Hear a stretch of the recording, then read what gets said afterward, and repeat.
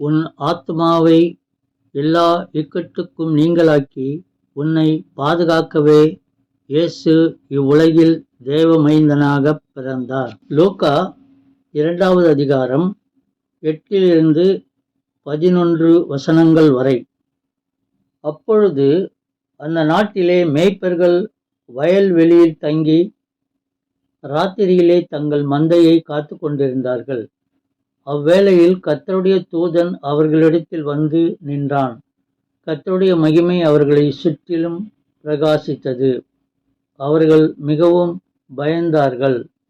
தேவதூதன் அவர்களை நோக்கி, பயப்படாதிருங்கள், இதோ எல்லா ஜனத்துக்கும் மிகுந்த சந்தோஷத்தை உண்டாக்கும் நற்செய்தியை உங்களுக்கு அறிவிக்கிறேன். இன்று கர்த்தராகிய கிறிஸ்து என்னும் இரட்சகர் உங்களுக்கு தாவீதின் ஊரிலே பிறந்திருக்கிறார்.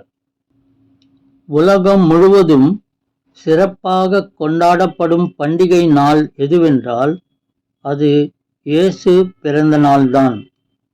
அந்த நாளில் வீட்டிற்கு வெளியே இரவு முழுவதும் வண்ண விளக்குகள் எரிந்து கொண்டிருக்கும். செயற்கை நட்சத்திரம் ஒன்றும் வெளியே தொங்கிக் கொண்டிருக்கும். அன்று கிறிஸ்தவர்கள் இனிப்புகளை எல்லோருக்கும் வழங்கி மகிழ்வார்கள்.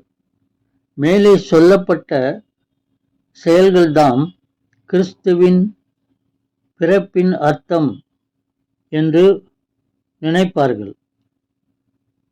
ஆனால் இயேசு நம்முடைய அனைவரின் ஆத்மாவை மீட்டு நம்மை சுத்திகரித்து நமக்கு சமாதானம் தந்து நம்மை சுகமாய் வாழ வைக்கவே இயேசு உலகிற்கு வந்தார்.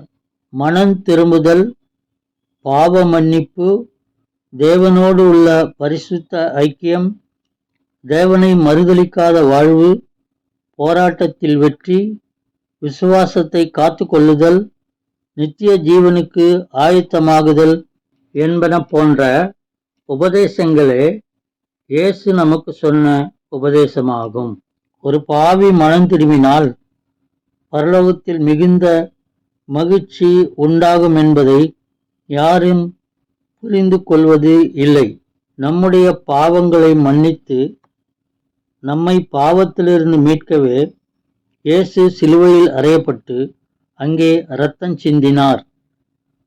என் ஆத்மா பிழைக்க இயேசு சிலுவையில் அறையப்பட்டார் என்று ஒருவர் விசுவாசித்து அவரை தன் சொந்த இரட்சகராக ஏற்றுக்கொள்வதுதான் உண்மையான கிறிஸ்துமஸ் பண்டிகை.